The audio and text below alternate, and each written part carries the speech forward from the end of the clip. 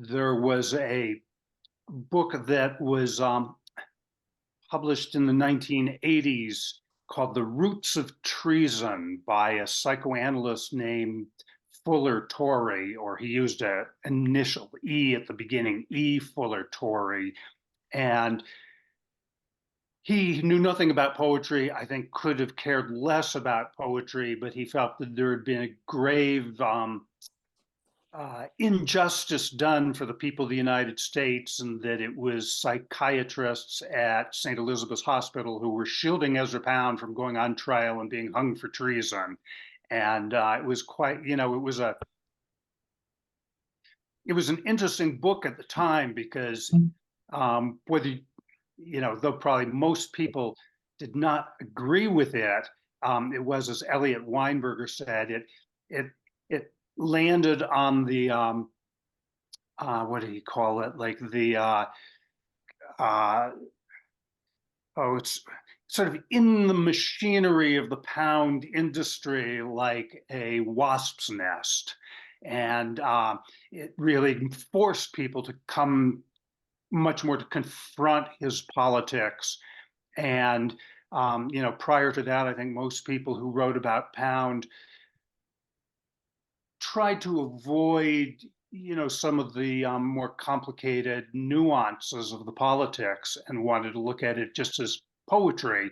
And E. Fuller Torrey's book, though it had nothing to do with poetry, in a way, it was the bull in the china shop. It sort of made everybody realize there's something here that really needs to be attended to. Hi there, Paul. Hello, hello. We're on week 3, yes? Week 3 of the Cantos, part 2?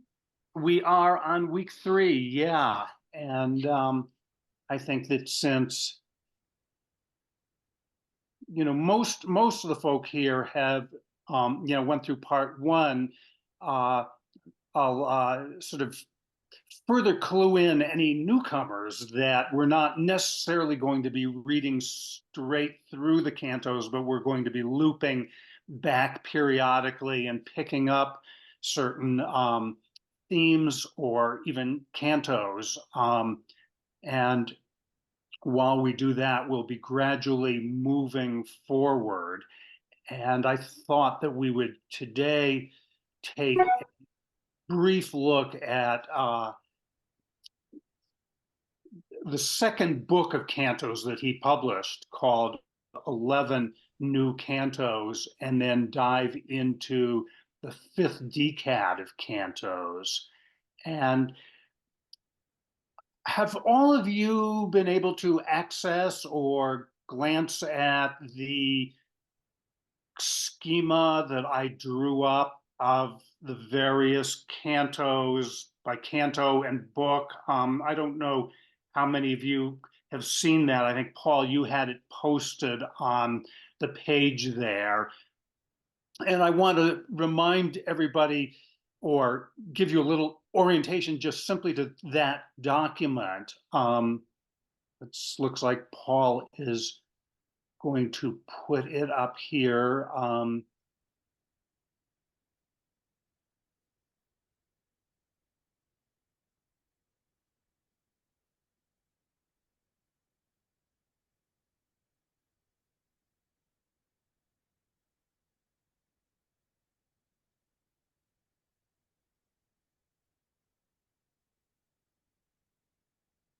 Okay, I've actually updated this a little bit, but let me use this as a bit of a starting point, and I will send Paul an updated version soon. But it is my attempt to lay out the cantos in terms of the structures and or themes, or really a structure of the overall cantos, with looking at themes in the cantos as they unroll through time. And I think, very importantly, scroll just back up just a little bit, Paul. I want to just read that first note. Nota bene, or note well, or pay attention. This list is not meant to indicate that a particular canto is about the theme or themes that I'm putting there. Um, I've tried to highlight the significant focus of a canto or note new material or new important material when introduced by a canto. Most cantos are composed according to the ideogram method.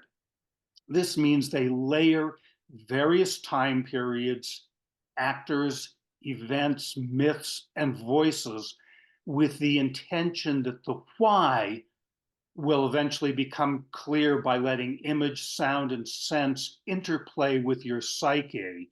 And I want to go back to something I mentioned a week or two ago, which is that on the one hand, Ezra Pound often felt a sense of frustrated despair that there was nobody who would keep up with what he was doing in the cantos.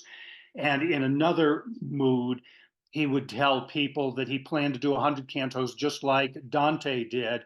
And when the 100th canto was laid across the top like a capstone of some sort, that the structure would become clear throughout. And I think he oscillated for the 50 years he wrote this poem between um, despair that nobody really understood it and that it did not cohere.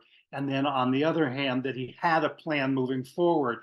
I think probably the main thing that he did not count on was that historical events would erupt the way they did, primarily the intercession of what we now call World War II, but really the rise of fascism in both uh, Germany and Italy, and the Russian Revolution, and then the eruption of a major world war, and then his own personal entanglements with that when he was arrested by Italian partisans at the end of the war and turned over to American authorities who kept him in a cage at Pisa for 6 or 7 months, and then he was flown back to America and remanded to a bug house, or the ward for the criminally insane at St. Elizabeth's Hospital, being found incapable of understanding the charges against him if he was going to be tried for treason. And so the combination of actual historical events objectively in the world and his own entanglement with them um, constantly intrudes into the book. And so any plan that he may have had to have make a sort of grand intellectual structure constantly was shaken by his own biography. This is actually not that different from Dante. Those of you who have read Dante or know something of his life, he had a well-structured 100-canto Commedia Divina, which was constantly influenced by the fact that he was in exile under penalty of death from his home city and spent most of his adult life simultaneously wandering and being tossed about by historic events and writing his poem.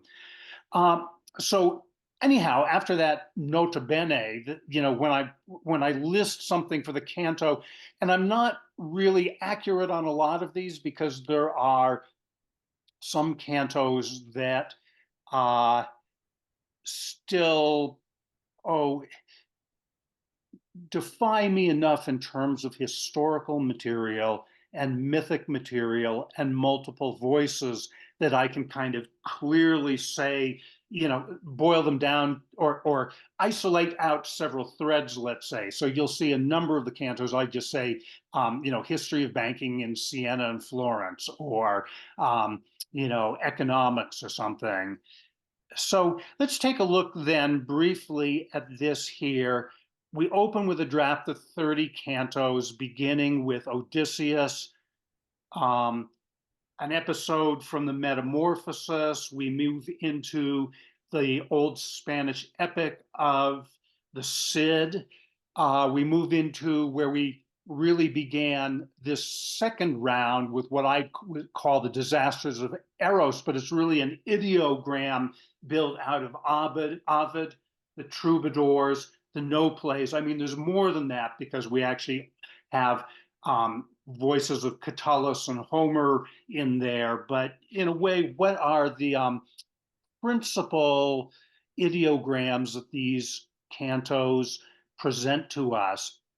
Cantos 5 and 6, Poetry and Tradition, we looked at Sappho, Arnaud Daniel and the Troubadours, Eleanor of Aquitaine, and some of her history, Eleanor of Aquitaine being uh, uh, sort of rhymed with Helen of Troy, or you could say an ideogram of Helen of Troy. Canto 7, we moved into London, largely the present of his, Ezra Pound's present of London post World War I in a very gloomy, sardonic voice that I think has the manner to some extent of T.S. Eliot, almost out Elioting Eliot's gloomy view of what modern life is like in London. If you remember the line that Eliot took from Dante, he's watching swarms of people either going to work or coming home from work, walking across London Bridge, and he speaks in the voice of Dante, I had not thought death had undone so many.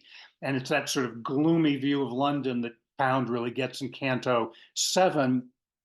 Cantos 8 to 11, he focuses in on the Italian, really like sort of late medieval Quattrocento Sigismundo Malatesta, who was both a mercenary, a landowner, and a great patron of the arts, who built a tempio, or really like you could say a temple, to his beloved who had died, and hired all the great artists of the day and had it built in multiple styles. There's Gothic styles, there's late medieval styles, there's Byzantine material, there's early Renaissance styles, and a way that tempio that Sigismundo Malatesta built, not only did Pound love it as a sacred place, but it became a model for his own cantos. You could say architecturally,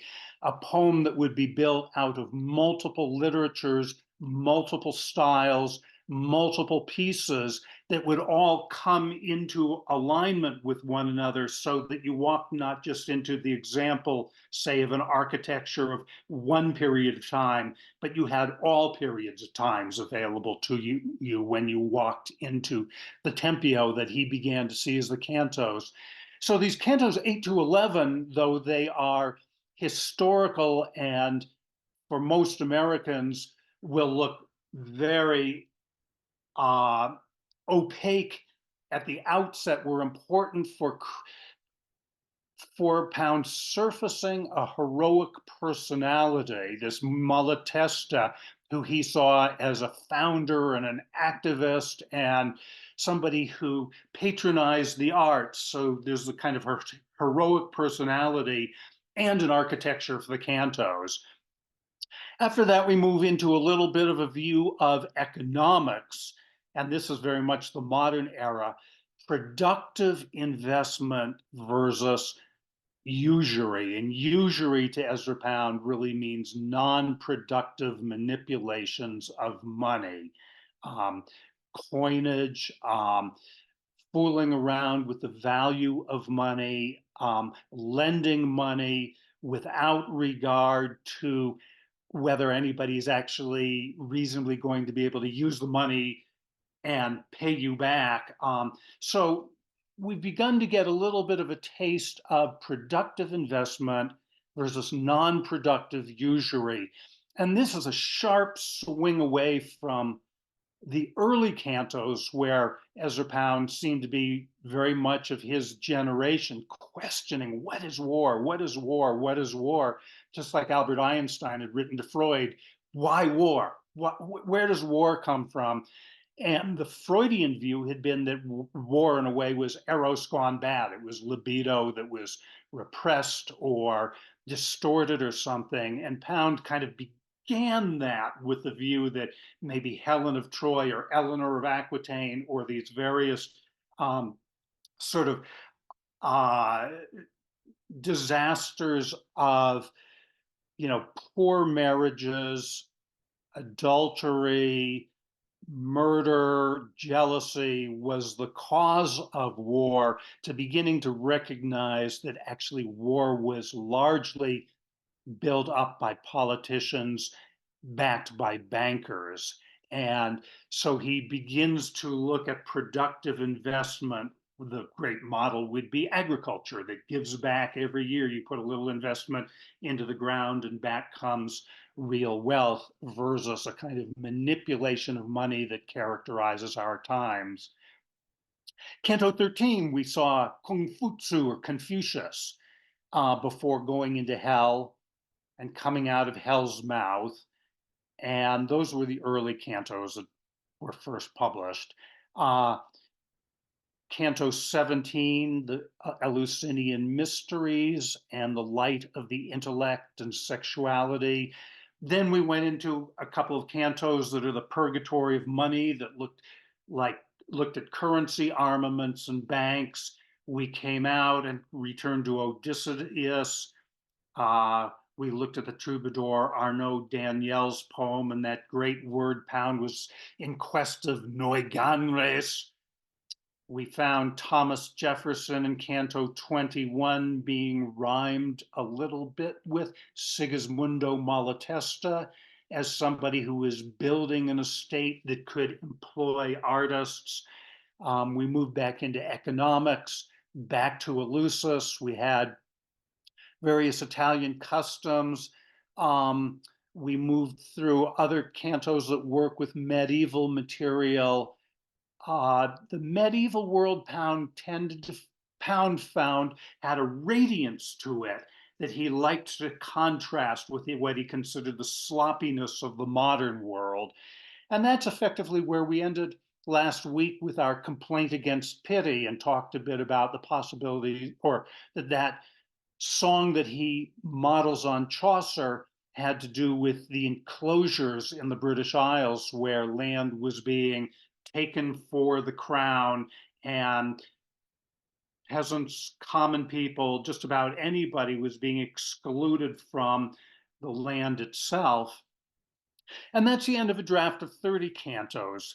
11 new cantos, I think we're going to sort of move over fairly quickly, but there's going to be Jefferson Adams letters in which they're talking about how do you found a new system of governance, and their recognition that it would stand or fall on the banking system. And Jefferson and Adams had very different approaches to how the banking systems of a country like the new United States should be built.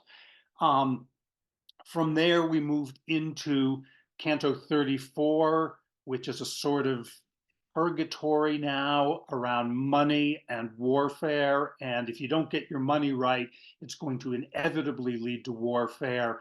And I put there Chinese ideogram sincerity, a person standing by one's word, the first Chinese ideogram that gets dropped into the cantos or appears in the cantos. At 35, the rearming of Europe, which Pound could see. Canto 36 is a largely translation of a Cavalcanti poem, maybe Cavalcanti's best known poem, Donna Mi Prega, or A Lady Asks Me, in which Cavalcanti says, a lady asks me, what is love? What is the nature of love? And it's a very philosophical poem, and Pound translates it multiple times during his life, and one of them goes into this Canto 36. Then we return to the banks and the falsification of money. We move back to Odysseus for a bit. We come back to a phrase that shows up in Canto 40, if a nation will master its money, which looks at J.P. Morgan and the selling of arms at inflated prices, and some clear ideograms of nations that have not been able to master their money. And we end that 11 new cantos with Mussolini and the rise of fascism in Italy. Ma questo, said the boss, say divertimonte. And that's that's a tough one. That's one of the ones that I think everybody may want to read on their own, because this is where Pound for the first time rhymes Mussolini with his early kind of heroic founder Sigismundo Malatesta, and with Thomas Jefferson, as people who were trying to righteously work with money. Now, you know, it's easy at this point in history to slam Ezra Pound for getting Mussolini wrong, which he certainly did. And there's very good reasons to slam him. At the same time, keep in mind that Mussolini had by this time sealed the borders of Italy more or less, controlled all the media, and we had a major propaganda situation going on. And for Ezra Pound, largely cut off from his colleagues and family to the West, it's not so hard to see how he could have fallen for some of the uh, whatever misinformation, just like we have today. The fifth decad of cantos, though, I want to go into now a little bit. We've got three opening ones. Scroll back down, Paul, just a little bit. We want to go back to Canto 42 there. The first three of this fifth decad are the invention of a banking system in the history of Florence and Siena and Italy. And these again are three cantos that I won't say they defy me, but they're far, you'd never find these things anthologized, for instance. I think they're crucial for the cantos, but I think we probably won't immediately go into them. Maybe we will at some point. But this fifth decad, Ezra Pound once called the heart of the cantos. So we've got three cantos looking at how modern systems of banking were developed piecemeal and by experimentation in Florence and Siena. And we've seen some of these people, the Medicis and other the Borgias, the various families that were trying to figure out how to not only increase their empire, but how to make a stable banking system. I want to go in now to one of the best known of the cantos, Canto 49, Usura, and take a look at this. So, Paul, this will be on page 45. Let's see, we've been joined by a couple of people. Miguel, I see you. Hi. And okay, so here we are. Going to, I'm sorry, Canto 45, page 229.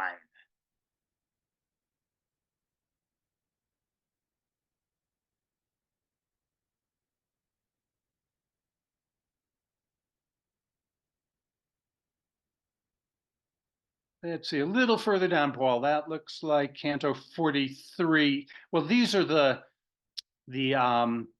history of Siena and Florentine banking. So we want to go down to Tell me again the number of the canto, Canto 45, and my edition is page 229.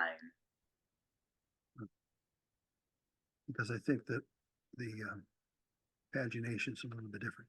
Say again, canto number 45, XLV. Okay. Here we go. And should be okay. Here we go. And I will share screen and get this back up. And here we go.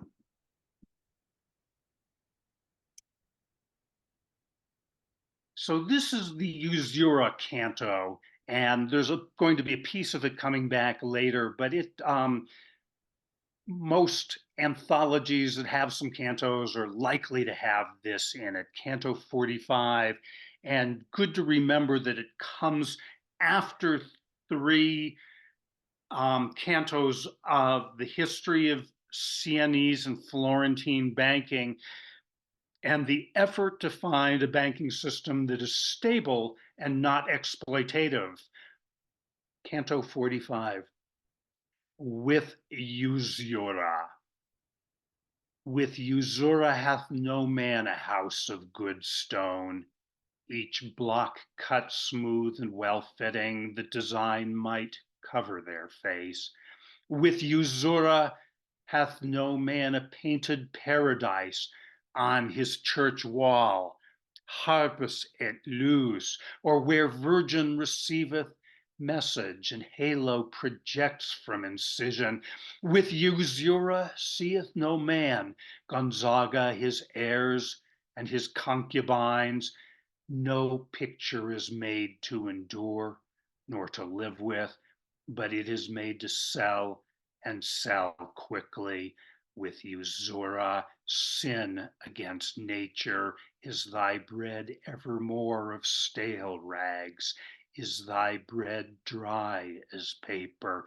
With no mountain wheat, no strong flour. With usura the line grows thick. With usura is no clear demarcation, and no man can find site for his dwelling. Stonecutter is kept from his stone, weaver is kept from his loom. With usura, wool comes not to market. Sheep bringeth no gain with usura. Usura is a murrain. Usura blunteth the needle in the maid's hand and stoppeth the spinner's cunning. Pietro Lombardo came not by usura. Duccio came not by usura, nor Piera della Francesca. Juan Bellin not by usura, nor was La Calunia painted, came not by usura. Angelico came not, Ambrogio Predis came no church of cut stone signed, Adamo me fecit, not by usura Saint Trophime, not by usura Saint Hilaire. Usura rusteth the chisel, it rusteth the craft and the craftsman, it gnaweth the thread in the loom. None learneth to weave gold in her pattern. Azure hath a canker by usura, cramoisie is unbroidered, emerald findeth no memling. Usura slayeth the child in the womb, it stayeth the young man's courting. It hath brought palsy to bed, lieth between the young bride and her bridegroom. Contra naturam, they have brought whores for Eleusis. Corpses are set to banquet at behest of usura. And then this nota bene, usury, a charge for the use of purchasing power, levied without regard to production, often without regard to the possibilities of production, hence the failure of the Medici Bank. A couple things maybe to say about this. Pound thought there was legitimate interest that could be charged, but that usury was when you had a charge for money for the use of purchasing power that was levied without regard to production. In other words, the rates of interest were far higher than somebody could possibly pay back, without regard to production, often without regard to the possibilities of production. You know, this is sort of our sense of money lenders. And if you had read the three previous cantos, this would be a clue to go back and trace the failure of the Medici Bank. I think what we want to do is go back to the beginning of this canto, Paul, the top of the page here, and to notice that Pound is actually naming sort of his favorite medieval art here. You don't really need to know who these various artists are. But you can tell that he has been looking at medieval architecture and finds it far more solid than the kind of flimsy stuff being tossed up these days, or even in his days, and making a contrast, though he's really contrasting simply usura with the what he saw as high grade architecture, right there at the beginning with usura hath no man a house of good stone, each block cut smooth and well fitting that design might cover their face. So not only do you have good architecture, but that you have surplus for the artists. You can hire people to put designs on the face of the houses. With Usura hath no man a painted paradise on his church wall. Instead, you have gewgaws, instead of having the great artists of the day painting paradise on the church wall. The harpist loses harps and lutes. This would be straight out of seeing the paintings on the wall. Yeah, Roxy, that's a good observation. We're going to have, here what's really like an anaphora of this poetry form where you repeat at the beginning of lines again and again with usura, with usura, with usura.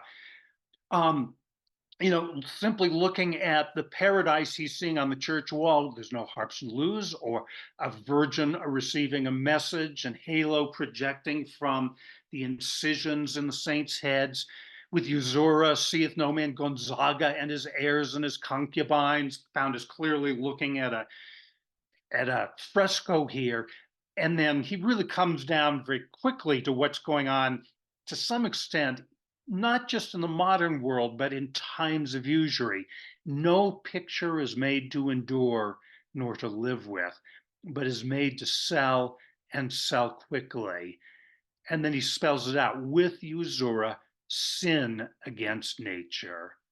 Is thy bread evermore of stale rags? Is thy bread dry as paper, with no mountain wheat, no strong flour? I know from history books, even when I was a child, we were always told that there were periods of time in Europe where the bread was 90% sawdust, basically dry rags. You could not buy real bread. And Pound is seeing this as part of the usurious period in history. With usura, the line grows thick. With usura is no clear demarcation. Doesn't matter whether you agree with this or not, but Ezra Pound felt that you could gauge the interest rate of a culture or civilization simply by looking at the art they produced and how fine it was. The finer the line, he felt, correlated with the more time and accuracy and delicacy that the artist was willing to work with. But when artists were underpaid or when paintings were made to sell and to sell quickly, the line grew thick, the demarcations weren't clear. Doesn't matter whether we agree with it or not. This is, sort of the metaphysic, I would say, of the cantos as it develops. And no man can find site for his dwelling. And then he comes back to, really the collapse of the crafts. Stonecutter is kept from his stone, weaver is kept from his loom, and then with usura in capital letters, wool comes not to market. Sheep bringeth no gain with usura. Usura is a murrain. Murrain is a disease or a contamination or something. Usura blunteth the needle in the maid's hand. It's interesting how Pound goes back and forth between these sort of large statements like usura contra naturam, which are very large and abstract, and then he brings it down to like a precise image. Usura blunteth the needle in the maid's hand and stoppeth the spinner's cunning. Pietro Lombardo came not by usura. And now we get a list of the medieval artists that he particularly cherished in Italy. Duccio came not by usura, nor Piera della Francesco. Scroll to the next page, Paul. We'll get to page 230 here. Nor Piera della Francesca, who we saw all the way back, had been hired by Sigismondo Malatesta to work or not work at the Tempio as he desired, but to have a salary. In other words, Malatesta, as one of Pound's hero, was saying to Pier della Francesca, you're on salary whether you work or not. You know, I don't want you to feel pressured. I don't want you to try to just like make stuff for pay. I'm going to support you. You build the art you want into my Tempio. Juan Bellon, not by usura, nor was La Calunia painted. Came not by usura Angelico, came not Ambrogio Predis. Came no church of cut stone, signed Adamo me fecit. Pound found this in his walking tour of southern France, a church that had a pillar that was so beautifully carved that the carver, whose name had been Adam, had signed it, Adamo me fecit, basically, made by Adam, made by me, Adam. And Pound took that as like an indication of the satisfaction this craftsman took in his work, and not just in his work, but his whole life and employment context. And then we're back in southern France, not by usura Saint Trophime. These are churches and cathedrals from Pound's 1912 walking tour, not by usura Saint Trophime, not by usura Saint Hilaire. Usura rusteth the chisel, it rusteth the craft and the craftsman, it gnaweth the thread in the loom. None learneth to weave gold in her pattern. Azure hath a canker by usura. I wonder if there he's looking at, you know, if you wanted to make azure color some of these incredible blues that you get in the medieval frescoes of Italy and paintings, you really needed semi-precious stones, and azure was typically made by lapis lazuli. And if somebody wanted to cut corners and save money, you know, Pound sees usura coming in, and maybe the lapis lazuli isn't really pure. Maybe it's ground up with some other stones, and that's where the canker comes into the painting. Azure hath a canker by usura. Cramoisi is embroidered. Emerald findeth no memling. That just takes a little bit of a gloss there. Memling was a famous jewel appraiser and cutter in Paris, who apparently had an extraordinary eye for gems. And what Pound appreciates here is just simply this is a person who has really taken the trouble to actually, you know, learn his craft. Usura slayeth the child in the womb, it stayeth the young man's courting. It hath brought palsy to bed, lieth between the bride and her bridegroom. Contra naturam, they have brought whores for Eleusis. Corpses are set to banquet at behest of usura.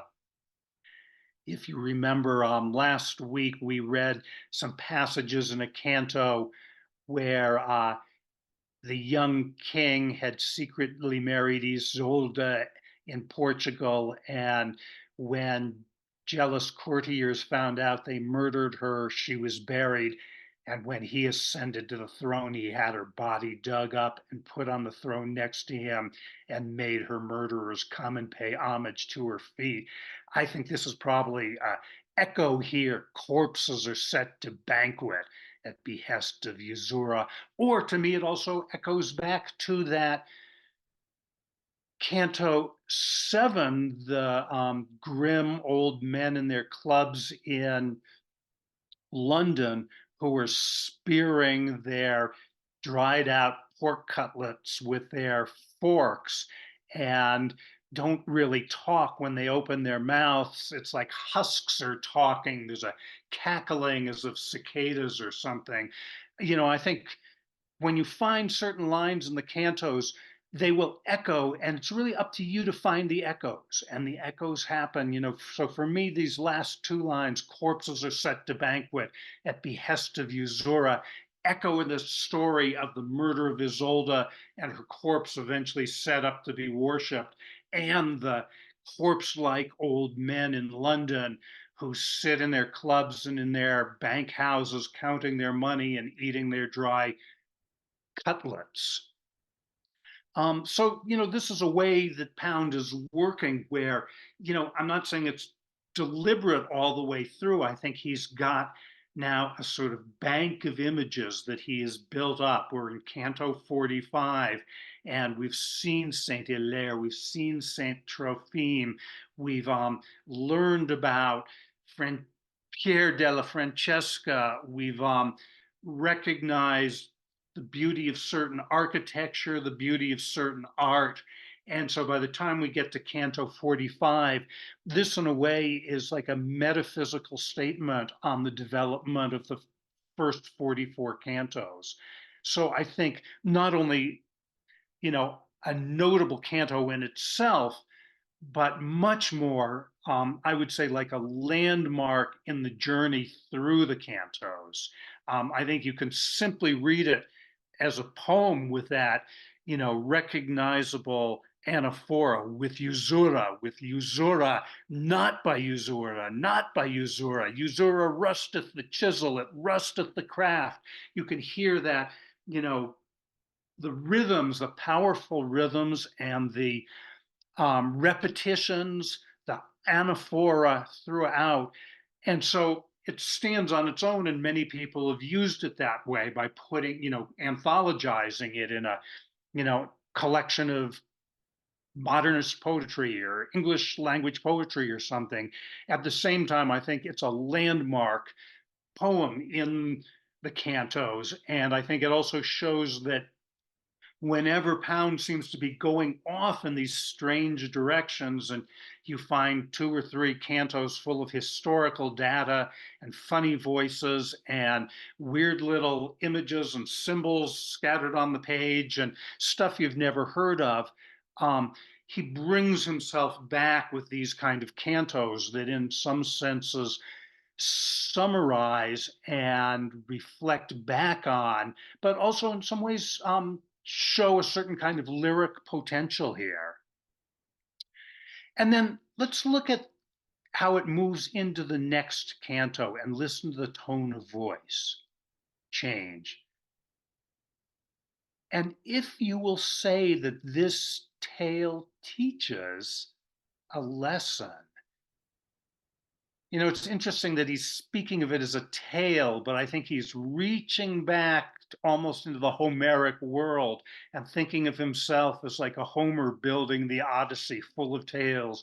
And if you will say that this tale teaches a lesson, or that the Reverend Eliot has found a more natural language, you who think you will get through hell in a hurry. Just right there, I think, is very important. He picks on poor old Reverend Eliot or T.S. Eliot. I think he could have equally picked on his old pal, William Carlos Williams. It would have had to been a little bit different, but I think he is starting to recognize in Canto 46 that he hasn't gotten through hell yet. And that there are people who believe they can get through hell in a hurry, and I take this as a critique of Eliot's.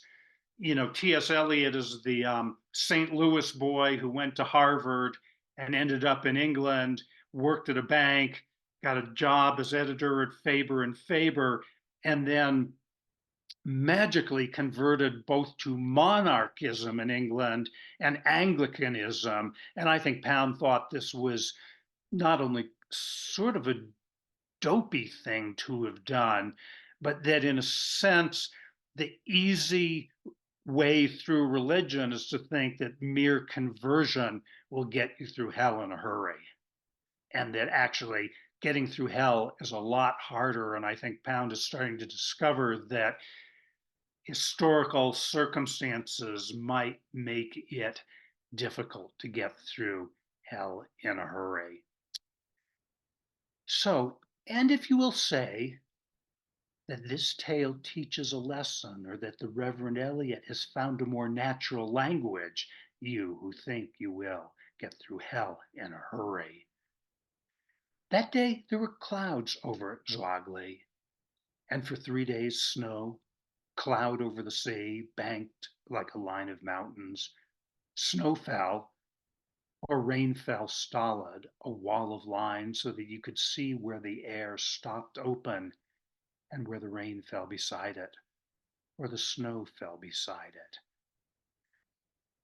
Just feel how much we've changed in a half a page, going from the usura canto, the nota bene note that sounds like a little legal document, his little musing on T.S. Eliot, to watching the clouds over Zoagli in the sort of Alps of North Italy or South Switzerland, that area that was very contested even in these days.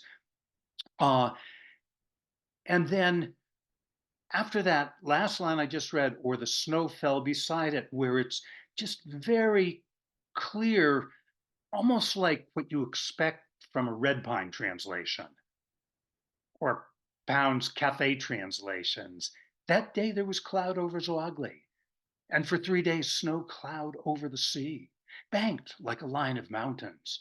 Snow fell, or rain fell stolid, a wall of line, so that you could see where the air stopped open and where the rain fell beside it, or the snow fell beside it. And then, without even breaking the line, 17 years on this case, 19 years, 90 years on this case.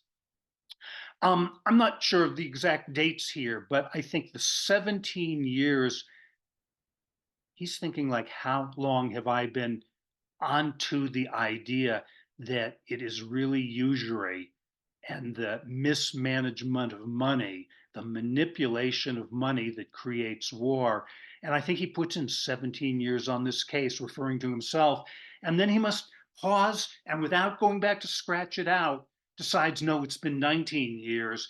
And then he looks at some of the people he's found economic teachings from and realizes people have been onto this thing for 90 years. So 17 years on this case, 19 years, 90 years on this case. And the fuzzy bloke says, all the glosses say the fuzzy bloke is Ezra Pound himself. And the fuzzy bloke says, legs no pants ever would fit. If that is so, notice we're coming right into the middle of the conversation. If that is so, any government worth a damn can pay dividends.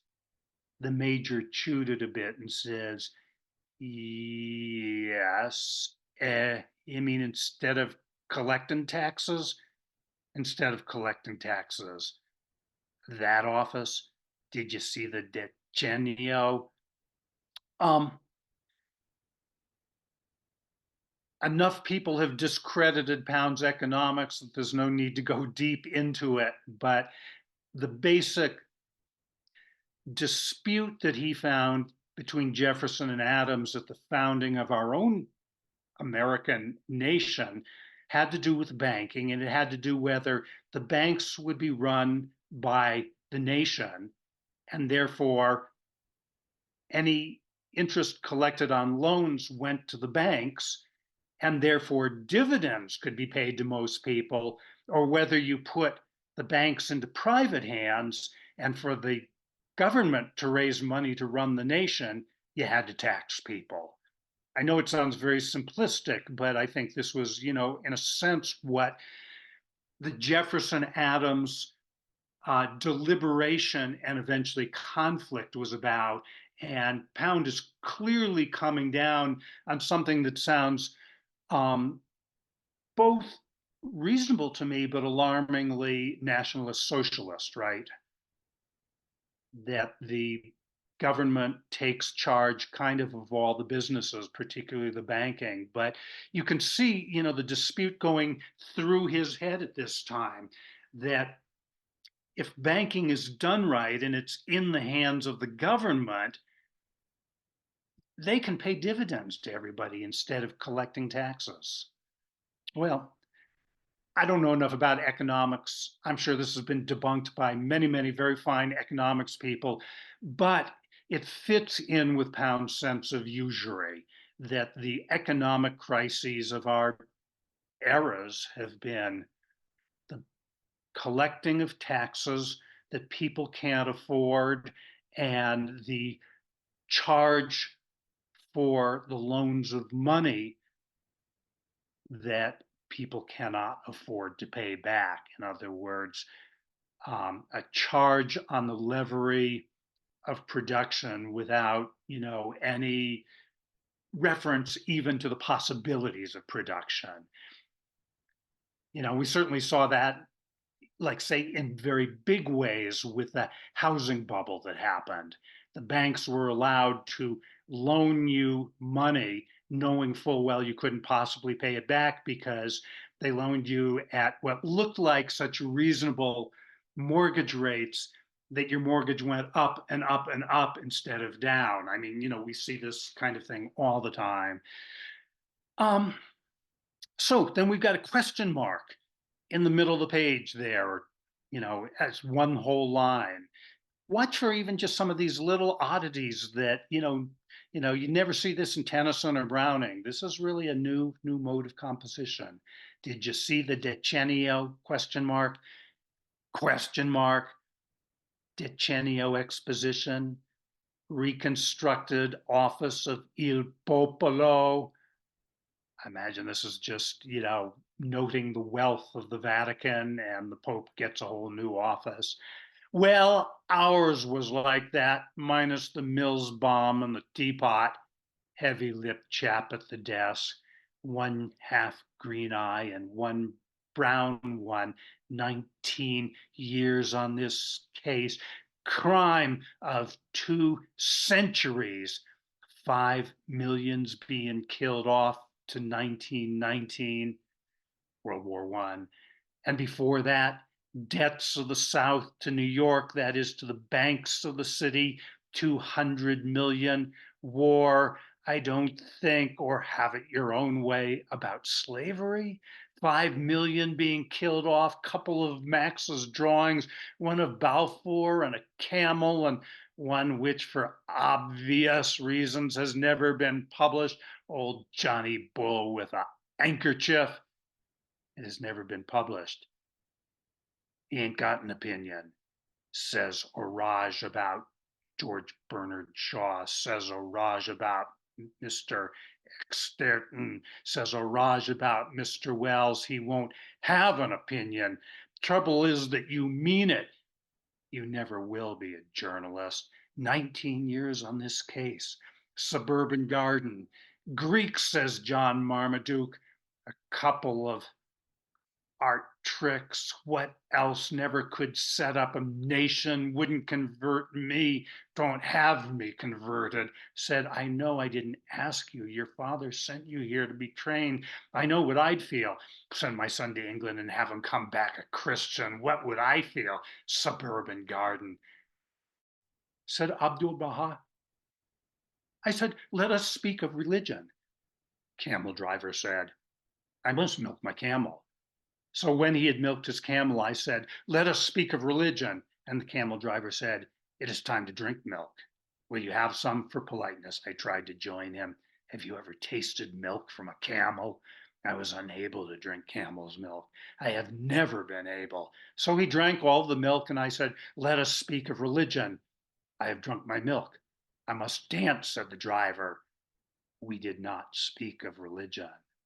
Thus, Abdul Baha, third vicegerent of the first Abdul or whatever Baha, the sage of the uniter, the founder of a religion in a garden at Uberton, Gooberton, or maybe it was some other damn suburb, at any rate, a suburban suburb amid a flutter of teacups, said Mr. Marmaduke.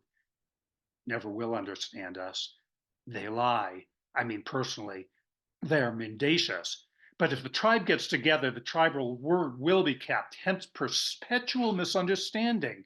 Englishman goes there, lives honest, word is reliable, 10 years they believe him, then he signs terms for his government, and naturally the treaty is broken. Mohammedans, nomads will never understand how we do this. 17 years on this case, and we not the first lot, said Patterson, hath benefit of interest on all the monies which it, the bank, creates out of nothing. Why don't we come back to the full page for a moment, Paul?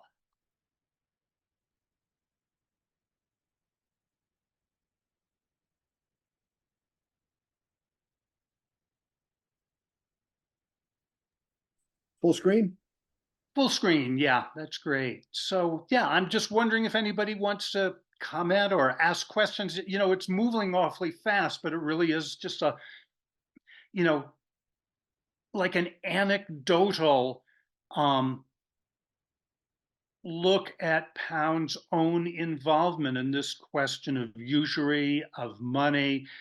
You know, I particularly like that, sense of an Englishman going into the Arab world, and he keeps his word for 10 years and everything's really good. And then he signs a treaty for his government, and it's, of course, broken by the government. And, the tribal people don't understand how that happens. That doesn't happen in our tribe. Um, it's kind of remarkable. And we're moving through, I think, in a sense, when I was talking about the troubadours with their vidas, their lives, and their razos, which is like the sort of origin tales of their poems. I would say this Canto 46 is like the razos of the cantos and some, or parts of it. It's, Pound's origin tales of trying to figure out this money thing and the conversations he's had, but he's compressed it all into gists. He's sort of making ideograms out of righteous and unrighteous ways of dealing with money, talking to people about it, anecdotes that he's heard, questions about religion and the religious effort to get out of hell. And I think he's beginning to feel, that's not something that religion will quite do for us. Anybody want to make a comment, question, or shall we finish off this one canto here and then open it back up? We've got about another 2 pages.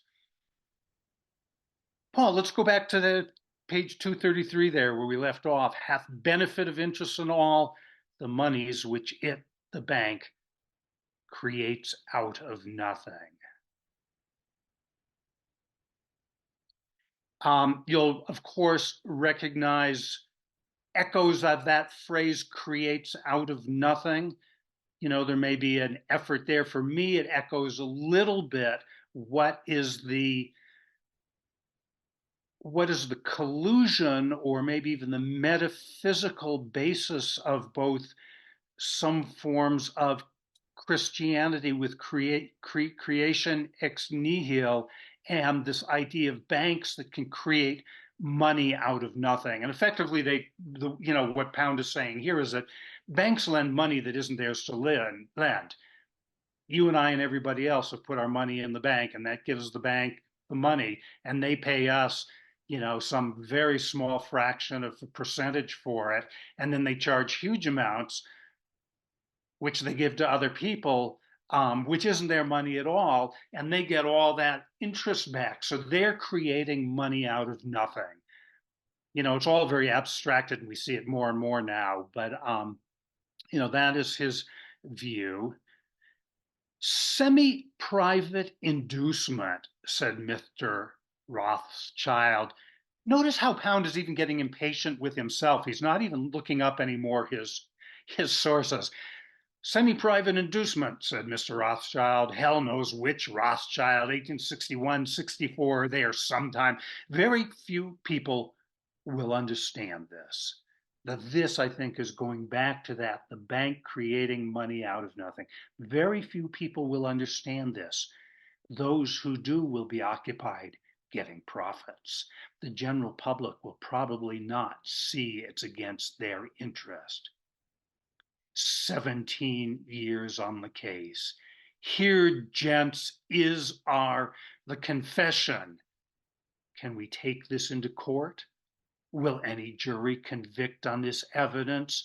1694 Anno Domini, on through the ages of usury.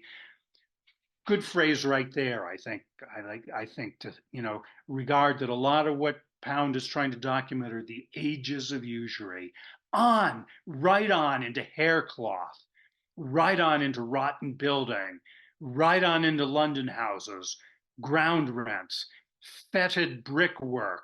Will any jury convict them? The foundation of Regis professors was made to spread lies and teach Whiggery. Will any jury convict them? The Macmillan Commission, about 240 years late, with great difficulty, got back to Patterson's. The bank makes it ex nihil. The bank makes it out of nothing. And scroll back up just a couple lines, Paul, if you would. Just to say that I don't know the history of this again, but the foundation of Regis professors.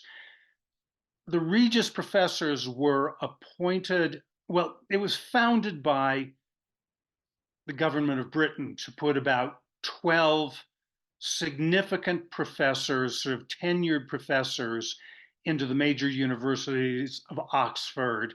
And Pound's view was that they were put there specifically to conceal information, that they were going to be the most prestigious professors and they would keep anything from being taught that would contradict the official notions of economics. And so the foundation of Regis professors was made to spread lies and teach Whiggery. Will any jury convict them? The case here, keep in mind, is World War I, 5 million people killed. But will any jury convict them? Some of you who've read Amity Baraka carefully will see how much this fed into Leroy Jones and Amity Baraka's, views of what government does and the crimes out there, and the way you can do research and use your poetry to bring this sort of thing forward. The Macmillan Commission, about 240 years late, with great difficulty, got back to Patterson's. The bank makes it ex nihil, out of nothing, denied by 5,000 professors. Will any jury convict him? This case, and with it, the first part, draws to a conclusion. Of the first phase of this opus, Mr. Marx Karl did not foresee this conclusion. You have seen a good deal of the evidence, not knowing it evidence. I think Pound's right here talking to us directly as the readers. You have seen a good deal of the evidence, not knowing it evidence. Is monumentum. Look about you. Look, if you can, at St. Peter's. Look at the Manchester slums. Look at Brazilian coffee or Chilean nitrates. This case is the first case. Si requieres monumentum. Does it require a monument? This case is not the last case or the whole case. We ask a revision. We ask for enlightenment in a case moving concurrent, but this case is the first case. Bank creates it ex nihil, creates it to meet a need.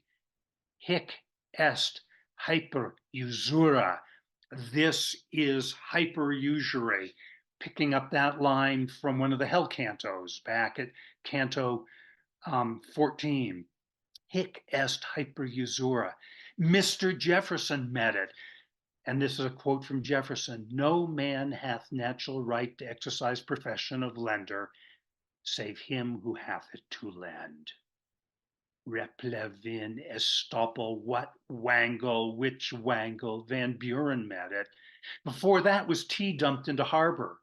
Before that was a great steel still in the school books, placed there not as evidence, placed there to distract idle minds. Murder, starvation, and bloodshed, 74 red revolutions, 10 empires fell on this grease spot. I rule the earth, said Antoninus, but law rules the sea, meaning we take it, lex rodi, the law maritime of sea lawyers, usura and sea insurance, wherefrom no state was erected greater than Athens, wanting taxes to build St. Peter's, thought Luther beneath civil notice. 1527, thereafter art thickened. Thereafter design went to hell. Thereafter Barocco. Thereafter stone cutting desisted. Hic nefas, narrator, commune sepulchrum. This is the common sepulchre. 19 years on this case. First case, I have set down part of the evidence, part, commune sepulchrum, orum est commune sepulchrum, usura commune sepulchrum. Now we're going back to Canto 2. Elandros, kai Heleptolis, kai Helarche, which, if you remember, was destroyer of men and destroyer of cities and destroyer of governments. Now that Helarche. Hic Geryon est, Geryon, the great beast of Dante's hell. Hic hyper usura, 5 million youths without jobs, 4 million adult illiterates, 15 million vocational misfits, that is, with small chance for jobs, 9 million persons annual, injured in preventable industrial accidents, 100,000 violent crimes. The United States of America, third year of the reign of F. Roosevelt, signed F. Delano, his uncle, case for the prosecution. This is one case, minor case, in the series United States of America, AD 1935. England, a worse case. France, under a fetor of regents. Mr. Cummings wants Farley's job, headline in current paper. Just to say that the gloss seems to be that Farley was the Prime Minister of England. A guy named Mr. Cummings, who was head of the opposition, wanted his job. So this is a sort of irony that the newspaper headlines, Mr. Cummings wants Farley's job, when we've just seen all the people out of work as we head into depression. This is 1935, or moving really into and through the depression, the people out of work. Let's come back to the full screen, Paul.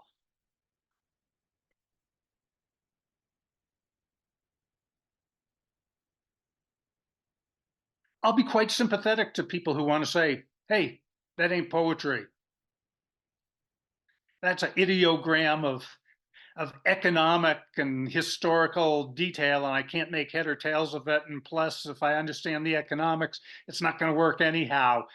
But I want to show you what I think Pound did for the modern world, that it gave permission to an Allen Ginsberg or a Midi Baraka or a, Diane de Prima, to like name names, put details in, bring in, sort of politics and economics, moving lyric poetry really out, and not to speak of Charles Olson or Robert Duncan or Denise Levertov. I mean, people who are willing to step forward based on what they were seeing in this poem, and no longer have poetry being simply decorative, and I think decorative. I think, in a way, this is also a critique Pound is making of poetry. The line has grown thick, the demarcations have gotten blurred. Why? Also because of usury. And, so I think his critique of all of this is meant to be seen. Yeah, there, Paul's holding up another post-Pound historical investigation by Ed Sanders, America. The long poem Ed Sanders did, who, also um, close reader of Pound and, devoted reader of Pound, really. In fact, I'll remind you that those final drafts and cantos of drafts and fragments of the cantos, the late cantos, Ed Sanders bootlegged or, you know, published in his magazine, Fuck You, a Magazine of the Arts, without permission. I can't remember if I told all of you, but in Ed Sanders' Fug You, his kind of account of growing up in the village and becoming, a poet and a folk singer and filmmaker and everything else, he tells the story of his editing Fuck You, a Magazine of the Arts.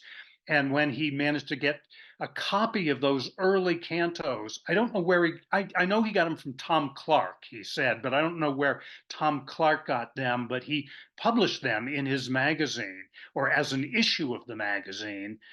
And, it was an old 60s mimeograph form. So it was 8.5 by 11, run off on a mimeograph, sent around, distributed probably for free or close for free. And Sanders says he got a letter from a lawyer who said he was representing New Directions and Sanders must cease and desist publication of those late cantos immediately. And Sanders claimed he wrote a letter back to the lawyer saying, I will curse you that a green frog comes into your throat and comes into your dreams and ejaculates down your throat. And he claims he never got another word from that lawyer. But let's see, somebody here made the comment that looks like more like propaganda than a rationally supported theory. Sounds a lot like conspiracy theories being tossed around today. Yes, indeed, I will agree with that. Who was it that said that? That was that Carla, maybe? Yeah, I think maybe Carla. But yeah, but this is what makes the cantos so thorny and why some people have just decided to dismiss it entirely is because it's got, it's such a mix of things. It's strange conspiracy theories. It's, odd economic theories. It's history. It's opinion masquerading as history and history masquerading as opinion and people coming and going. And then, I think what's kept it alive in many ways is that so many people have found absolutely beautiful poetry in it.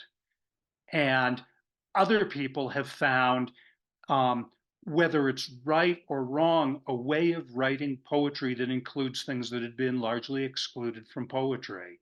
Um, I'd also, in a way, sort of make a great challenge to everybody. I recently went back and tried to read some Walt Whitman. And man, talk about propaganda. Whitman is the great singer of the development of America. Every time I see, a new condominium, community going up or new buildings, I think that's Walt Whitman singing them into existence. I mean, there's always been propaganda in poetry. I think what Pound has done an interesting thing of doing is believing he has a metaphysic that backs up his um, facts or his facts back up his metaphysic. Paul, I see you've got your hand up there. Walt Whitman also believed that the United States eventually would take over Canada, which is something that I'm sure Canadians are happy hasn't happened. But one point about Pound is his conclusion about usury. And in his day, 100 years ago, what was an extreme interest rate? I don't know the figures, but I look at the 23.5% of Chase Manhattan Bank or some of the other, or Barclaycard or something like that, and it seems to be rather prophetic and rather spot on. Yeah, and not just the interest rates. I mean, we've seen something that may not have existed in Pound's time, but this whole struggle with the Biden administration around overdraft fees. Things like that too. Every time you like cash a check or use a card or something and it goes over, they can charge you some huge percentage of, what you've done. You can get a cappuccino, and if you don't have the funds for it, they charge you $35 right off the bat, Right. or to use an ATM, just simply like, I want some cash for my pocket. And both banks charge you, 5% or something. Right. It would have, before that, it was you don't have the money, the transaction doesn't go through, but now it goes through and they charge you $25 for it. Yeah.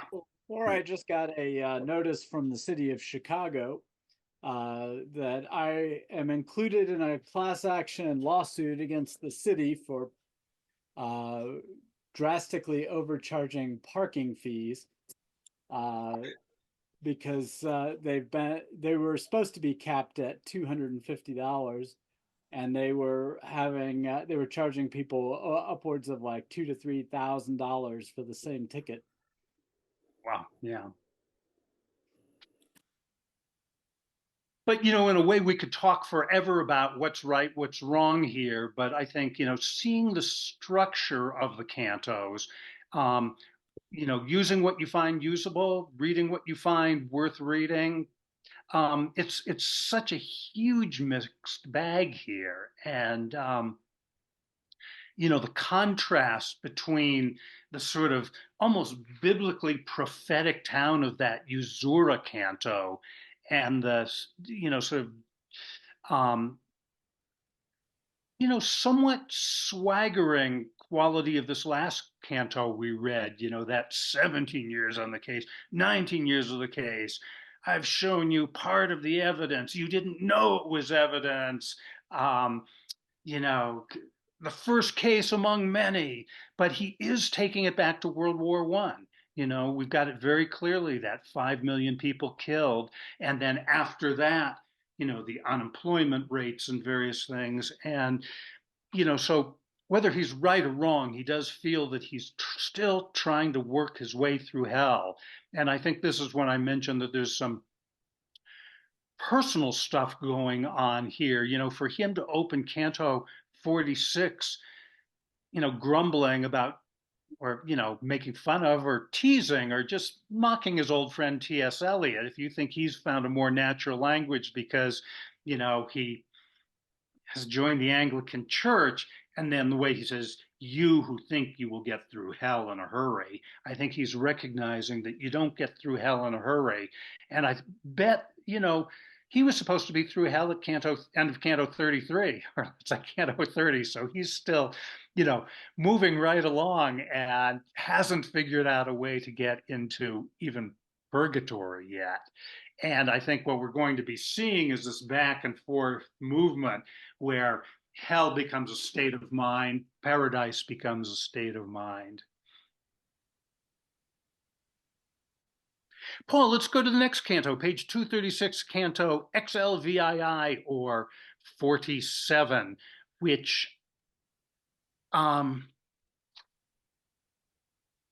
this, let me just say that I think this is one of the most spectacular of the cantos. A little hard to read if you haven't seen some of the earlier mythic material, but I know the poet Tom Gunn used to think this was like the greatest of all the cantos. We are going to move very quickly into Odysseus and into the Eleusinian mysteries. Who even dead, yet hath his mind entire? This sound came in the dark. First must thou go the road to hell, and to the bower of Ceres' daughter, Proserpine, through overhanging dark, to see Tiresias, eyeless that was, a shade that is in hell, so full of knowing that the beefy men know less than he, ere thou come to thy road's end. This is Odysseus being sent on from the bower of Circe to confer with Tiresias again. We're practically back at the beginning, Canto 47, and we're back at the beginning of Canto 1. Knowledge the shade of a shade, yet must thou sail after knowledge, knowing less than drugged beasts. They get metha thason. Let us raise voices without delay. The small lamps drift in the bay, and the sea's claw gathers them. Neptunus drinks after neap tide. Tammuz, Tammuz, the red flame going seaward. By this gate art thou measured. From the long boats they have set lights in the water. The sea's claw gathers them outward. Scylla's dogs snarl at the cliff's base. The white teeth gnaw in under the crag.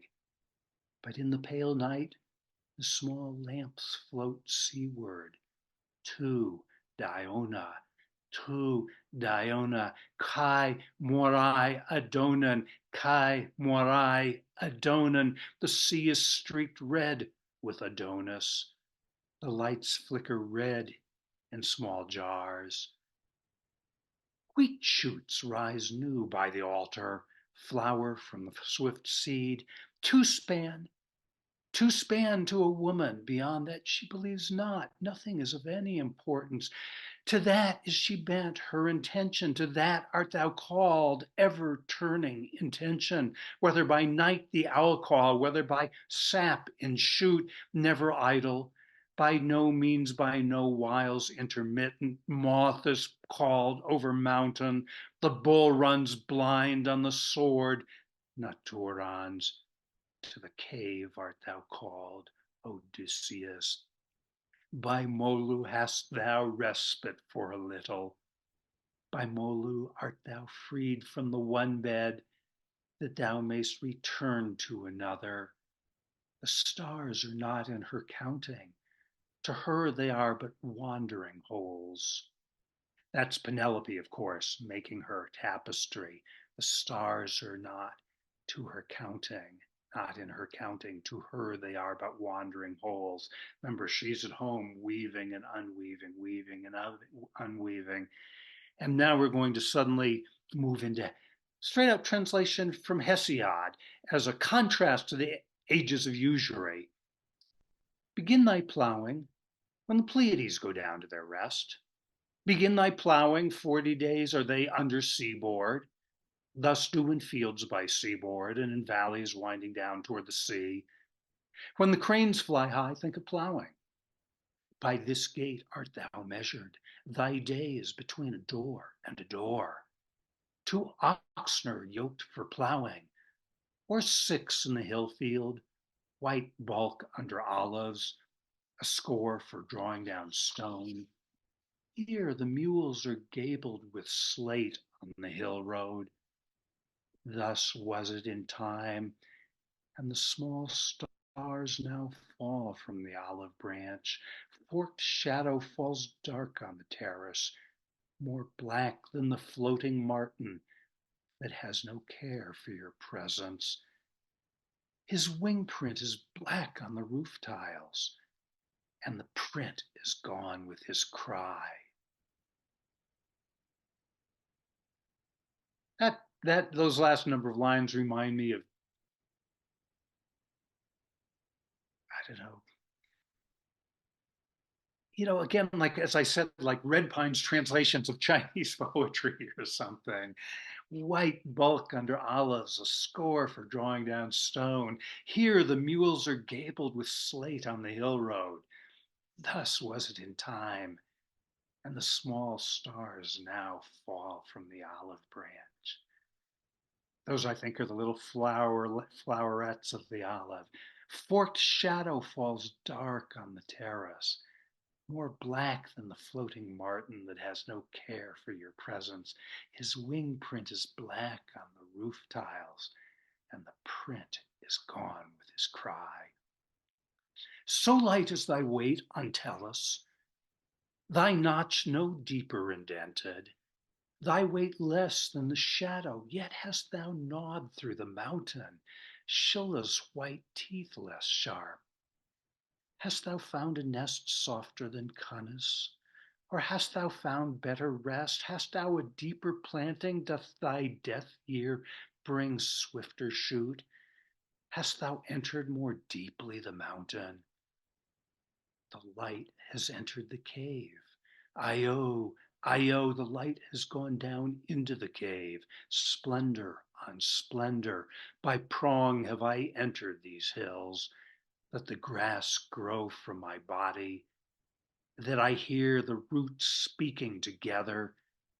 The air is new on my leaf, the forked boughs shake with the wind. Is Zephyrus more light on the bough, Apelliota more light on the almond branch? By this door have I entered the hill. Falleth, Adonis falleth, fruit cometh after. The small lights drift out with the tide. Sea's claw has gathered them outward. 4 banners to every flower. The sea's claw draws the lamps outward. Think thus of thy plowing when the 7 stars go down to their rest. 40 days for the rest, by seaboard and in valleys that wind down toward the sea. Kai morai Adonan, Kai morai Adonan, when the almond bough puts forth its flame, when the new shoots are brought to the altar, to Diona, Kai morai, to Diona, Kai morai, Kai morai Adonan, Kai morai Adonan, that hath the gift of healing, that hath the power over wild beasts.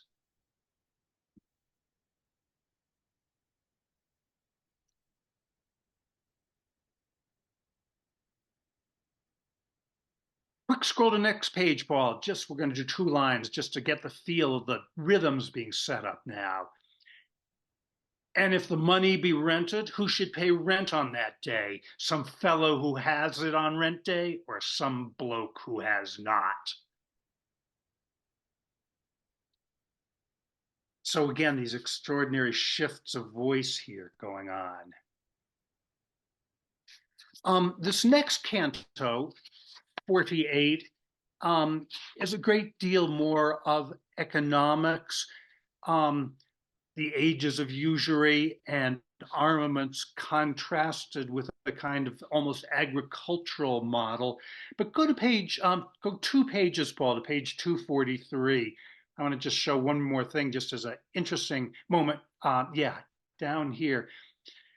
Here comes that second stanza down there, falling Mars in the air. This falling Mars in the air, bough to bough on the stone bench, where was an oxen smith's sling hoisted for shoeing, where was spire top a level the grass yard, then the towers high over chateau fell with stroke after stroke, jet avenger bent, rolled, severed, and then swallowed limb after limb, hauled off the butt of the carcass 20 feet up a tree trunk. Here 3 ants have killed a great worm. There, Mars in the air fell, flew, employed past tense at the Lido Venezia, an old man with a basket of stones. That was, said the elderly lady, when the beach costumes were longer, and if the wind was, the old man placed a stone. What I'm just trying to do here is point out a little bit the changing tones and the different kinds of material that Pound builds these ideograms out of. And now I'd like to go to the next, this canto XLIX. This is typically known as the 7 Lakes cantos. And these are all little lyric poems translated from the Chinese, with the exception of really like a couplet, maybe even two couplets in there that Pound puts in. So if you think that, if we're now in the mid 30s, we are really 20 years after Pound translated Cathay, those absolutely um, recognized and admired translations that, have been at the base of so much of Chinese poetry translation. But Pound here has now gone back and gone for the gist and the ideograms with a much more compressed language. So this is going to be a sequence of little poems. And in a way, I think this is a glimpse of paradise for him. For the seven lakes, and by no man these verses, rain, empty river, a voyage, fire from frozen cloud, heavy rain in the twilight. Under the cabin roof was one lantern. The reeds are heavy, bent, and the bamboos speak as if weeping. Sounds so much like, poems that Red Pine translates, Gary Snyder translates, Kenneth Rexroth translates, Wong Ping translates. Yeah, it's just like this is where it begins. Autumn moon, hills rise about lakes against sunset. Evening is like a curtain of cloud, a blur above ripples, and through it sharp long spikes of the cinnamon, a cold tune amid reeds. Behind hill the monk's bell, borne on the wind. Sail past here in April, may return in October. Boat fades in silver, slowly. Sun blaze lone on the river. Where wine flag catches the sunset, sparse chimneys smoke in the crosslight. I think that there is just one poem where wine flag catches the sunset, sparse chimneys smoke in the crosslight. Comes then snow scurr on the river, and a world is covered with jade. Small boat floats like a lanthorn. The flowing water clots as with cold. And at Sanyin, they are a people of leisure. Wild geese swoop to the sandbar. Clouds gather about the hole of the window. Broad water. Geese line out with the autumn. Rooks clatter over the fishermen's lanthorns. A light moves on the north skyline, where the young boys prod stones for shrimp. In 1700 came Tsing to these hill lakes. A light moves on the south skyline. State by getting riches should thereby get into debt. This is infamy. This is Geryon. This canal goes still to Tenshi, though the old king built it for pleasure. Ge men ran ge, kyu man man ge, jitsu getsu ko gua tan fukutan gai. Sun up, work, sundown, to rest. Dig well and drink of the water. Dig field, eat of the grain. Imperial power is, and to us, what is it? The fourth, the dimension of stillness and the power over wild beasts. Let's come back to the full screen, Paul.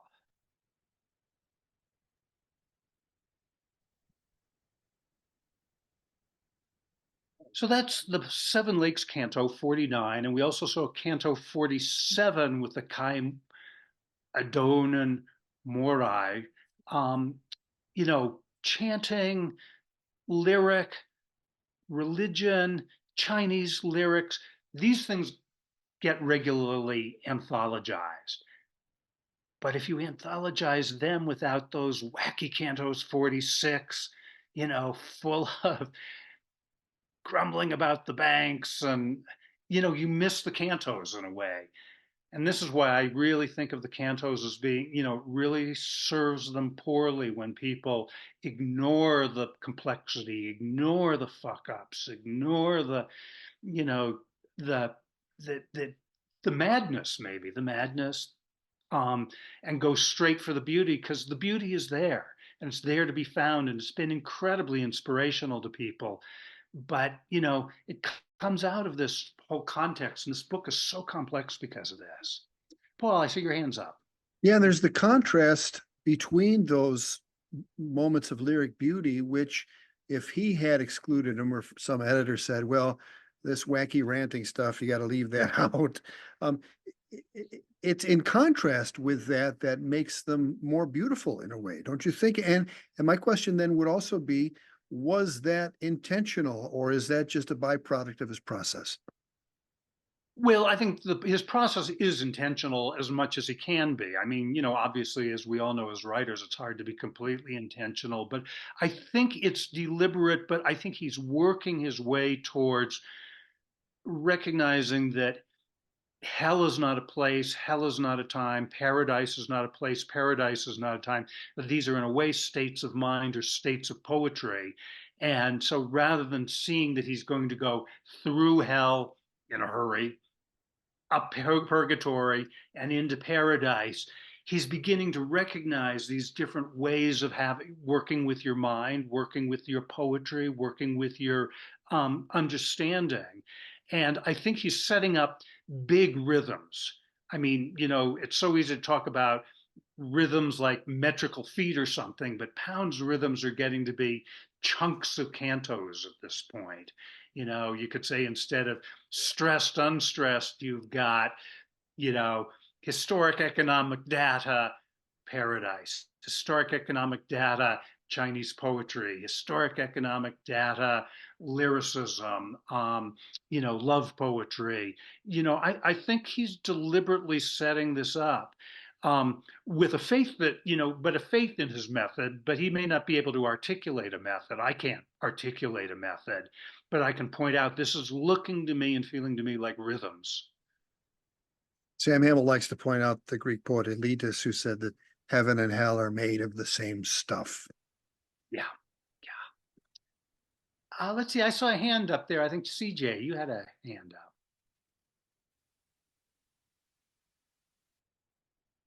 Let's see. You're muted still. Still on mute there.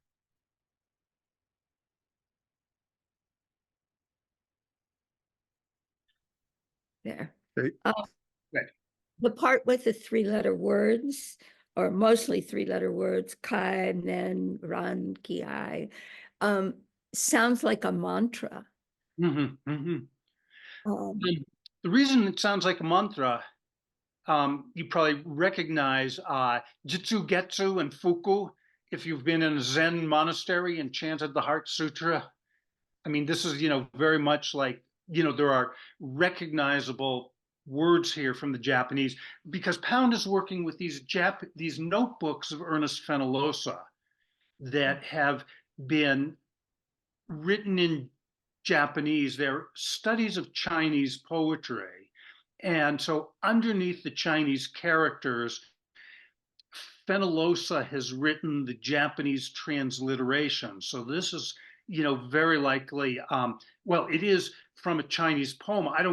I imagine somebody's gone in to look at it, but it's Japanese transliteration of Chinese characters. So what Pound's doing is seeing the characters and making these poems, and then this is the only place like sort of Japanese appears in the cantos, but it really does have the effect of a mantra. And that would be something deliberate. He's really feeling that, he knows at this point, if you read up into Canto 49, you're going to be right with him going kai man ran kai kiu man kai jitsu getsu ko kwa. You can hear that in the Zendo. oh, wow. Yes, Paul. So one more question Sure. or comment. So when he does a translation, does he give credit to who he's translating? I mean, who owns, I mean, they're words, you can't own words, but does he credit the source at some point? He does in Cathay. He gives the Japanese names of Chinese poets. So Rihaku is Li Po, and those are a great many in Cathay. These, I think, when he opens with the first line, "For the Seven Lakes, and by no man these verses," these, I think, are coming out of the anthology that Confucius put together. It's a collection of 300 poems that are effectively folk songs, and Confucius never figured out, never wrote down who wrote, who composed them. These were like folk songs that Confucius heard and gathered. And so I think when Pound says, "and by no man these verses," he basically means, whatever. These are an expression. And in those days, there was still the belief that, there were folk songs that were the expression of a folk and not an individual. And, that's half true and half not true. Yeah. But yeah, Pound is good about crediting who he's translating so we know that he's translating Arnaud Daniel. We know he's translating Cavalcanti. We know he's translating Rihaku or Lipo. We know that he's translating, pretty much everybody. So I take it that these here come from that collection, which again, he was beginning to think towards. He eventually published a full collection of it's the book of poetry, the Shi King, or the anthology attributed to Confucius, I think, is his translation of it. Thank you. Yeah.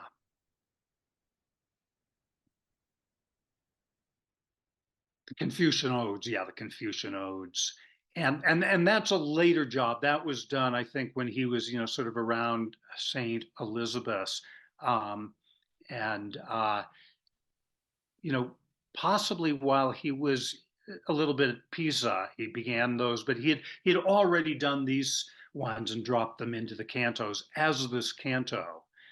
And even that is interesting to think. A canto that is almost entirely translation, and it's not one poem, but it's multiple poems, including Japanese transliterations of Chinese, and just a few lines. And those final two lines, when Pound says, "The fourth, the dimension of stillness, and the power over wild beasts," that line, "and the power over wild beasts," we've had in one form or another regularly since Canto 2, when the young boy Dionysus appears on the ship after having done a transformation uh, in which the ship turns into a jungle and leopards and panthers come out of the air, and the boy Laius or Dionysus says, "My panthers, my cats, you are now beholden to them." And we will see that soon in the Pisan cantos, that Pound is quite capable of seeing an actual scraggly alley cat, and it sends him into like a recognition of the divine, you could say, or some, power. This is the power of metamorphosis. This is the power of real religion. I mean, I hate to, I don't mean to sound like I'm impatient with anybody's religion. I'm having to channel Ezra Pound here a little bit, but I think to Ezra Pound, when the cats appear, the power is there. And when T.S. Eliot converts to Anglicanism, that's the end of poetry, very simply. If anybody owns cats, Ezra Pound would be with you. He's recognizing the power that a cat brings. Absolutely. And, we've had it a number of times already in early cantos. There was a line that repeated a couple of times: the cat walks over the railing. He's remembering being at a place near a lake in the Tyrol Alps, and a cat walked the railing, and he's going to name him later in the cantos. It's just these little moments that are, another rhythm, you could say, or maybe not a rhythm because the periodicity can't be maybe measured very well. But I think what happens, I would say there's several, to go back to your question about method and the rhythms, Paul, it's like Pound knows what material he wants to have in there, but he's open to chance. And so once cats start to show up, he doesn't go looking for cats. Cats show up in his poetry, or they show up in his life. he may be way more deliberate if he's sort of getting the gists, he's getting the vados out of, or the vitas out of Jefferson and Adams, or out of Sigismundo Malatesta. There he's being much more deliberate. But when these, we're going to start watching for visions. Can't think of any way else to call them, visitations that begin to happen to him, which I think personally feel to me like the sanest Ezra Pound gets. And I think they are what frustrated the psychologists and put him in St. Elizabeth's Hospital, among other things, because, anybody who has visions, there's no place for them in the modern world. Anybody who says, a cat, the power is here. You can't see it, but I can feel it. That's and is suddenly, saying K man ran K Q man run K Jitsu Getsu Ko Kwatan Fukutan Kai, and the power over wild beasts. I mean, those psychologists at St. Elizabeth's must have had a hard time with this guy. And that's the difference, again, between shamanism and the church, or shamanism and priesthood. The shamanic is the wild and it can't be controlled, and the priesthood is about controlling things. Yes, I mean that's a simplification, but that's at the core of it. Yeah, yeah, and some of these things is that one stanza. Can you put that page back up for just a second, Paul? It's worth looking. This page 245, where we just were with that K man ran K. And notice the stanza above it. We suddenly Pound does something very strange. He goes right into the argument we've just had in a previous canto. A line, then he makes a judgment, but it's mythological. Gurion is that beast out of Dante. State by creating riches should thereby get into debt. This is infamy. This is Gurion. This canal goes still to Tenshi, though the old king built it for pleasure. I don't know where that comes from exactly. It seems like half a Chinese poem and half something Pound's done, but I think it's very deliberate. The contrast between a state that is creating riches, but of course the riches go to a few people and it gets into debt. And this is Gurion, which is the mismanagement of money. This is infamy. And then this sort of like being contrasted in an ideogram with somebody from an old poem looking at a canal that's been there for a long, long time, a historic canal, and it still goes to Tenshi, which sounds very, very useful, though the old king built it for pleasure. There's a kind of interesting quality of things may be built for pleasure, but they may be useful too. I don't know. I'm not, I don't think we even need to gloss it, but you can find these little places in the cantos where 4 lines almost gloss the entire thing that you've seen. And then after our sort of mantra there, the K men ran K, this little poem, which sounds almost like it could be out of Hesiod rather than the Chinese. Sun up, work. Sundown, to rest. Dig well and drink of the water. Dig field, eat of the grain. Imperial power is, and to us, what is it? The 4th, the dimension of stillness and the power over wild beasts.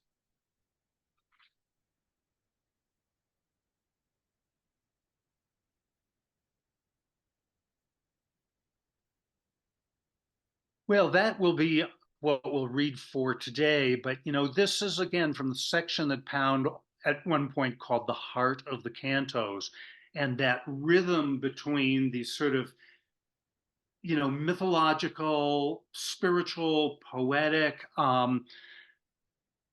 cantos that can very easily be anthologized in any collection of modernist poetry. And yet in between, the stuff that's left out is so difficult and so problematic, and at times maybe so wrongheaded, and yet you can't in India, there's a legendary bird that is able to extract milk from water. If you mix milk and water, this legendary bird can pull it out. The cantos, you can't do that. You can't pull the milk out of the water, or, however you would want to think of it there.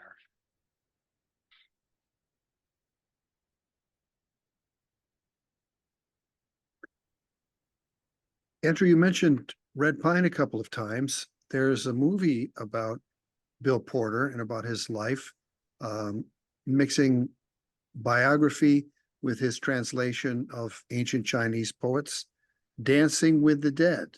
And that is Yeah. screening in Seattle on the 21st, for those local folks, and probably in other places after that. But that would be of interest to people who find the Chinese aspect of it interesting. Well, he is coming to Naropa week after this coming one to give a talk, and he's going to come into my translation course.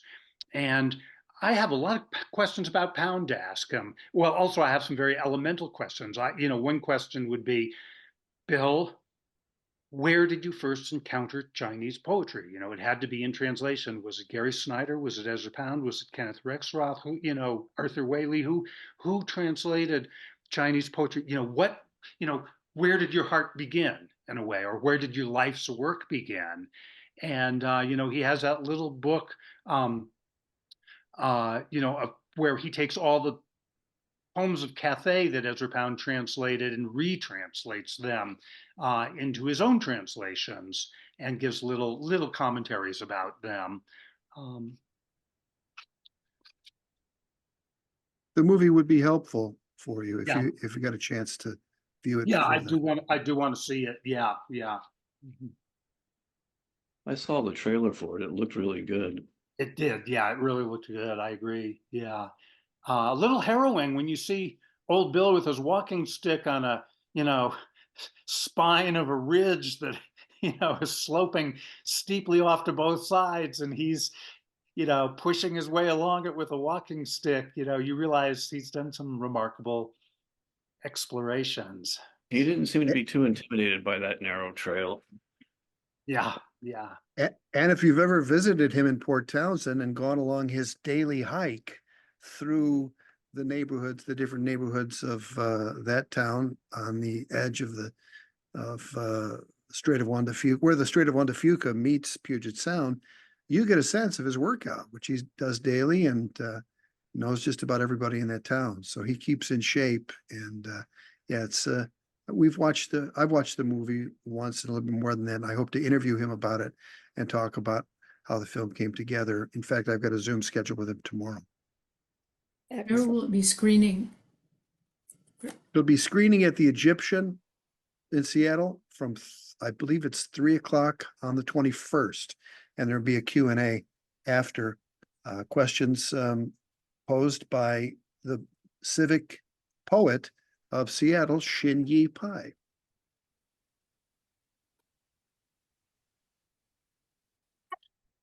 Let's see.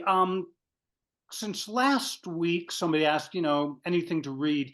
My plan is to read maybe the last two cantos of this section, the fifth decade of cantos. So that'd be cantos 50 and 51. At that point, we need to start thinking about the cantos as books, not individual cantos.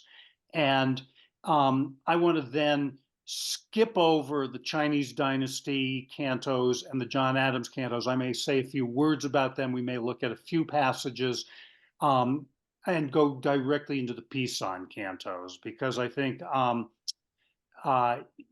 the Chinese dynasty cantos and the John Adams cantos, they are really worth reading and listening, but I don't really feel like going through and sort of glossing them. And I would like to spend a lot of time with Pisan cantos, because those are, to many people, the core of the cantos. And I think, a place where something very different happens. It's the point where history and personal biography erupt in a way completely unforeseen for Pound. So if you want to do some reading, between now and next week in the cantos, you can go back and reread any of the cantos we missed, or you can go ahead through the Chinese dynasty cantos, which are just Pound casting into poetic verse historical material. The first of the Chinese dynasty cantos, Canto 52, is wonderful. It's really quite wonderful. After that, it becomes more of a slog for most people. There's 10 cantos there of Chinese dynasties and a further 10 of John Adams' letters. So these are big collage pieces, and these are the kind of things that are right behind a poem like Ed Sanders' America. But I think our time will be well served by going into the Pisan cantos. Thank you, Andrew.